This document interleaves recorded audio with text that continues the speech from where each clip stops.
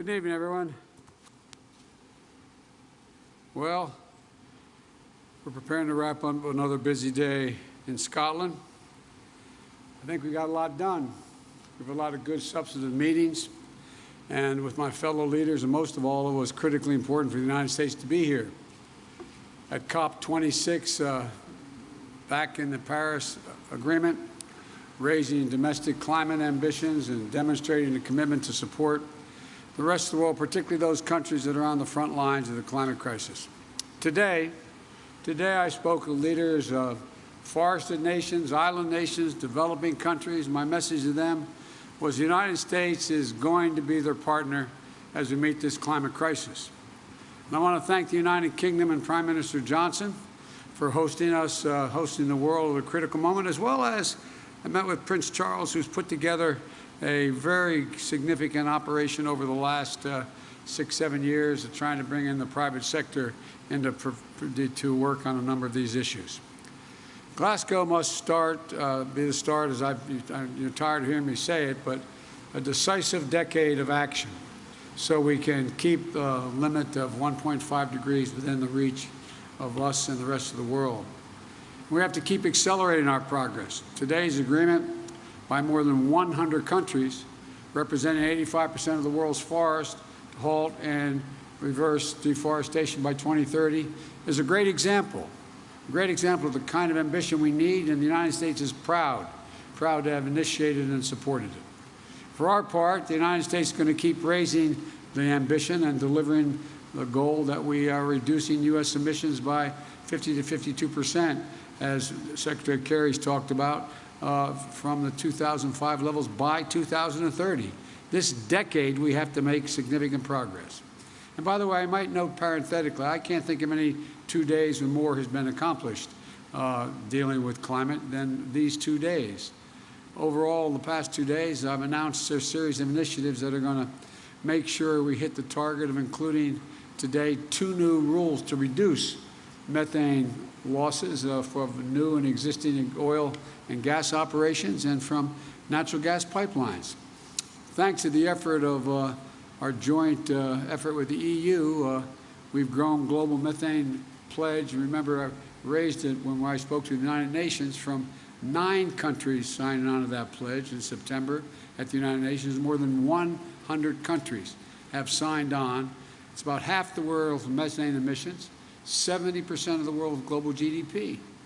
We made commitments to promote climate-smart agriculture, spur innovation, catalyze private finance for a clean economy, and to drive high-standard, clean, climate-resilient infrastructure through the Build Back Better initiative. We had a great meeting today where we sat and talked about the whole focus of my Build Back Better initiative, which is adopted by the G7, was that everything should be focused on, as we help with the infrastructure of the rest of the world, which needs it badly, focused on climate. The example is if you build an oil well, if you build a gas or oil refinery, you're going to have that for the next 30 years. Well, why not invest now if we're going to provide for the help for nations in solar capacity or wind capacity? So the point is, although we also brought through the new President's Emergency Plan for Adaptation and Resilience. We called it, I'm getting tired of acronyms, I have to admit to you, but it's called a PREPARE. We're going to support climate adaptation efforts of more than 500 million people worldwide. We also released our overall long-term strategy that outlines how we'll get to net zero emissions by 2050. You know, we know that this must be a whole of society effort. I'd also want to thank the representatives from the private sector and from labor and philanthropies, civil societies who are dedicating themselves to the climate action efforts we're all making here. That leadership, together with action by state and local and tribal governments, has been essential in the United States. That's why, despite the previous administration's pulling us out of the Paris Agreement and refusing even to acknowledge there was a climate crisis, we still brought down emissions during that period. I also want to acknowledge the passion and power of the young people and the activists who are doing such vital work to remind us of our moral obligation to future generations. But look, as I said yesterday, It's not just a moral imperative, it's an economic imperative as well. Investing in our clean energy future is an enormous opportunity for every country to create good-paying jobs and spur a broad-based economic recovery. As I've said, you've heard me say before, my colleagues as well, when I think of climate crisis, I think of jobs. And that's what the Build Back Better framework will do for the American people. It's going to bring historic investment in clean energy, addressing the climate crisis. It's going to cut greenhouse gas emissions by well over a gigaton by 2030. It's going to save consumers money in their energy bills and with tax credits for things like installing solar panels and weatherization of their homes. It's also going to provide manufacturing credits to make sure the United States is competing in energy markets of the future like solar panels and wind turbines. It's also going to accelerate electric vehicles and electric school buses and build a nationwide network of 500,000 charging stations to power them. It's about jobs. It's about competitiveness versus complacency. It's about making the world safer, cleaner, healthier, a place for our children and children all around the world to look to the future in a way that they can't now. And so there's so many other things that have happened today that I feel good about. Let me start, if you will, I'll be happy to take your questions. Phil, you got a question? I'm watching on TV a lot. Thank you very much, Mr. President. You noted your disappointment with Chinese actions on climate in Rome, and also the lack of willingness for Chinese President Xi Jinping to show up at either the G20 or COP26. But I wanted to ask more broadly, when you assess where things stand right now in U.S. China relationships after your first 10 months in office, your diplomats have had difficulty engaging in a substantive manner with some of their counterparts. You have a Chinese military that has tested a hypersonic missile this summer. It is building its nuclear capability. What is your general assessment of where things stand, and are you concerned that the potential for armed conflict has grown over the course of your first 10 months in office? Well, let me start off by addressing the first part of, if not the question, the statement. And that is that I indicated that China and Russia not showing up in Saudi Arabia was a problem. We showed up. We showed up. And by showing up, we've had a profound impact on the way I think the rest of the world is looking at the United States and its leadership role. I think it's been a big mistake, quite frankly, for China, with respect to China not showing up. The rest of the world is going to look to China and say, what value added are they providing? And they've lost an ability to influence people around the world and all the people here at COP.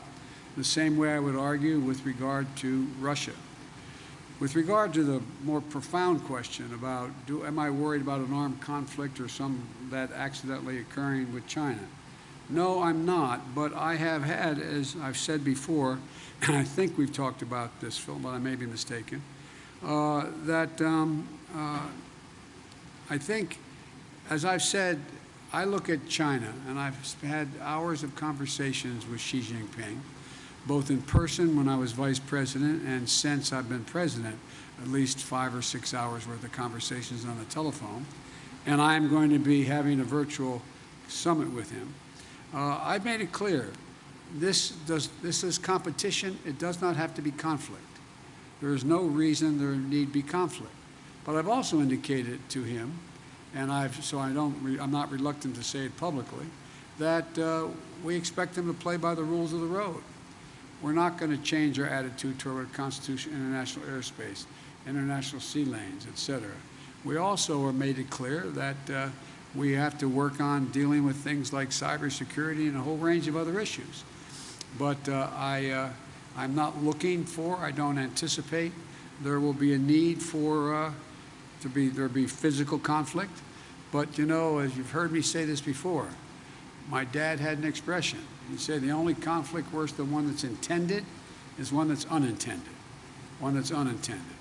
And so in my meetings with him virtually coming up, we haven't set the exact date yet, I want to make sure there's no misunderstanding. It's competition, not conflict, and so there's no unintended. Yeah, Peter? Mr. President, you're touting on this visit your $1.75 trillion plan that includes climate, but your party is still not united behind it. Senator Joe Manchin yesterday called it budget gimmicks, shell games, and a recipe for economic crisis. Today he said he never signed off on the framework. So do you have a specific commitment from Senator Manchin to support your Build Back Better bill, yes or no? And how do you respond to those criticisms? And I have a quick follow-up. Number one, I'm not going to talk about the specifics of my conversations. He will vote for this if we have in this proposal what he has anticipated, and that is looking at the fine print and the detail of what comes out of the House in terms of the actual legislative initiatives. I believe that Joe will be there. With regard to the issue of whether or not he thinks that he's worried about this being inflationary or going to be negative impact in the economy, I think that I've made it clear to Joe, and will continue to, and we will, that as I've apologized for repeating it, Peter, but 17 Nobel laureates on economics said it's going to lower inflation, raise wages, increase competition, create 2 million jobs a year, et cetera. And so I think that I understand that Joe is looking for the precise detail to make sure nothing got slipped in terms of the way in which the legislation got written that is different than he acknowledged he would agree to. But I think we'll get this done. Well, you mentioned the word inflation there. You recently said you have no short-term answer to bring down gas prices. But as you know, it's not just gas prices now. Rents are up. The cost of everyday items are up. Inflation in the U.S. is at a 13-year high. So when specifically should Americans expect those prices to come down? Well, look, first of all, the significant reason why prices are up is because of COVID affecting the supply chain.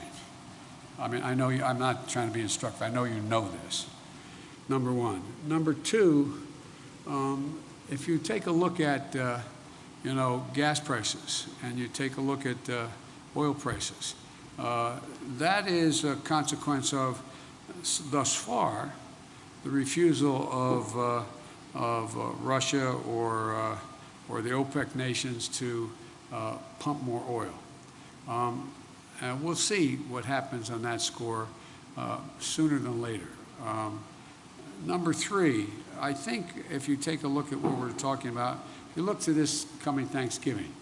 We're in a situation where we find that we are in a very different circumstance. Last Thanksgiving, as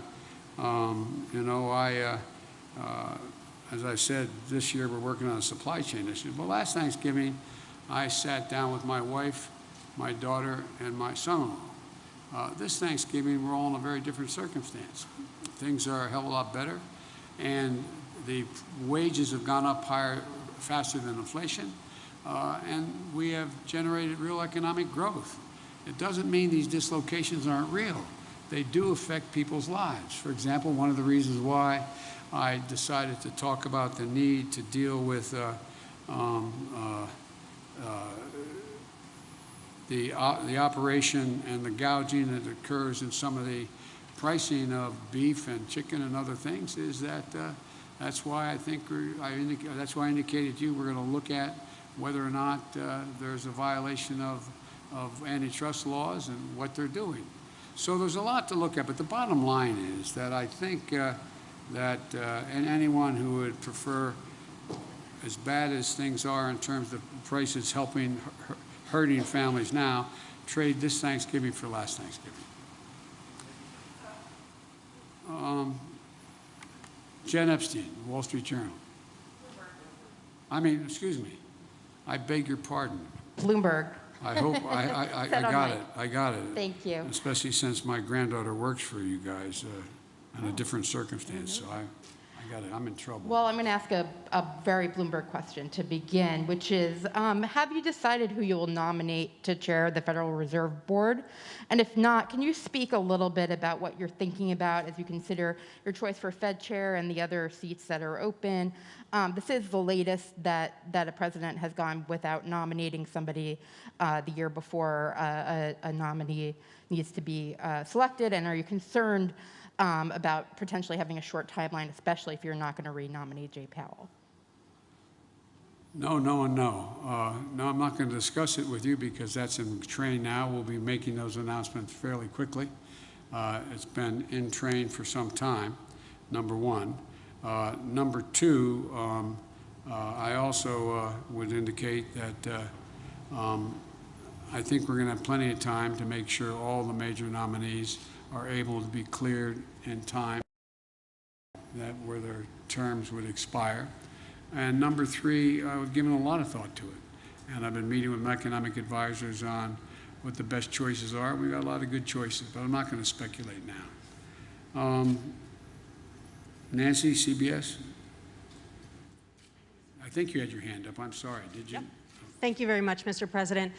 Some of the commitments you made here won't happen unless Congress passes future legislation. How do you convince Republicans and even some Democrats to get behind more spending if they look at this conference and say, China isn't meeting these global goals, Russia doesn't intend to meet these global goals, India doesn't plan to, why should we?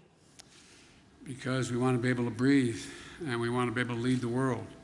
Look, I mean it sincerely. I think, presumptuous of me to say, talk for another leader, but the fact that China, trying to assert, understandably, a new role in the world as a world leader, not showing up, come on. The single most important thing that's gotten the attention of the world is climate. Everywhere. From Iceland to Australia to, I mean, it just is a gigantic issue. And they've walked away. How do you do that and claim to be able to have any leadership mantle? The same with Putin and Russia. You know, his tundra is burning. He's in a literally the tundra is burning. He has serious, serious climate problems. And he is mum on the willingness to do anything. And so I genuinely believe, and I mean this from the bottom of my heart, when I said at COP7, at the G7, that America was back, you know, people wondered whether, well, is that really true? Well, we were able to change the dynamic of a lot of things coming out of the G7. I think what I'm about to say sounds awfully self-serving. 2 world leaders came up to me today and said, thank you for your leadership. You're making a big difference here. You're moving people. I think you and I talked about that, John, with one of the folks talking to us. And so I think the fact that America showed up and decided to lead and laid out clearly what it wished to do. For example, you know, as I said, the mere fact that we were able to, you know, go from 7 or 8 people or countries talking about, or maybe as high as 14, I don't remember the original number, to deal with the whole notion of methane.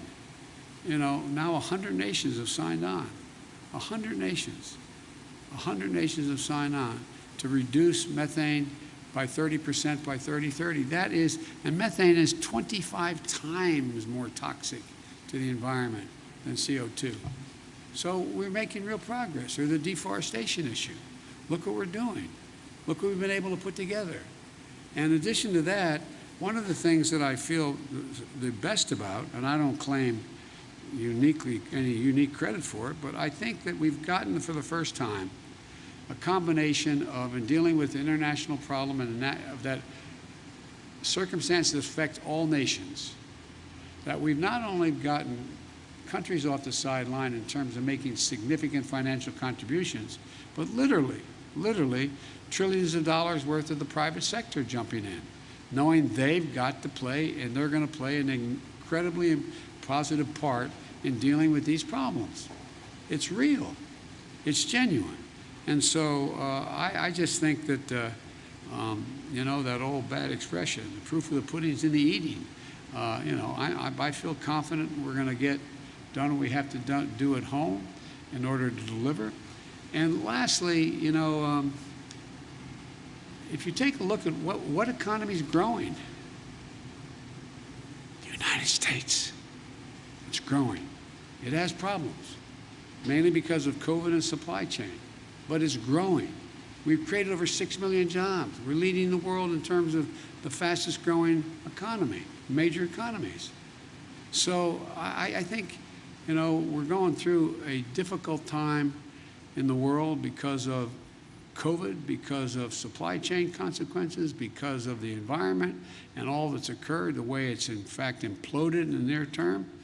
But as I said to you earlier, and I really mean it, I think it presents a gigantic opportunity, an opportunity to, in a sense, press the restart button and move in a direction that I think the vast majority of countries, and look, I'm sure you interview other world leaders that are here, the vast majority think this is an opportunity. They're not quite sure exactly what to do, exactly how to do it. Not that I have all the answers, I'm not implying that, but they know that.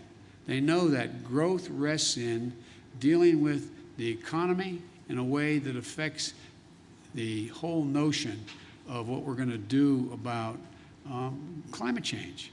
And it's a gigantic opportunity. Okay, I called on the Wall Street Journal, Catherine. I got the wrong one. Sorry, let's try the real Wall Street Journal. Thank you very much. We are the real Wall Street Journal. Mr. President, you tweeted earlier asking Virginia and New Jersey residents to vote. Democrat Terry McAuliffe is struggling in a state that you won by 10 points. Do you see his problems as a rebuke of your presidency? And could this signal your real losses for Democrats in the midterms? We're going to win. I think we're going to win in Virginia. And you know, you're reporting it being close. The race is very close. So it's about who shows up, who turns out. And granted, I did win by a large margin. But the point of the matter is that I think that this is going to be what we all knew from the beginning. This is going to be a tight race. And it is tight. And it's going to get down to turnout. And it's going to, my guess is I'm going to be landing at 1 o'clock in the morning East Coast time. That's probably about the time we'll be hearing what the final results are. I think we're going to win New Jersey as well. But look, you know, the off year is always unpredictable, especially when we don't have a general election going on at the same time. That's been the case up and down, you know, for a long time, especially as Virginia's turned more and more blue. But having said that, I don't believe, and I've not seen any evidence that whether or not I am doing well or poorly, whether or not I've got my agenda passed or not, is going to have any real impact on winning or losing. Even if we had passed my agenda, I wouldn't claim we won because Biden's agenda passed.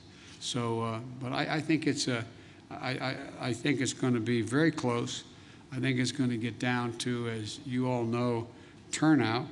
And I think that based on what I have heard so far, it's awful hard for me to be prognosticating, which I don't like doing as president anyway, from overseas. But I think, I hope that every eligible voter in Virginia and New Jersey shows up and votes.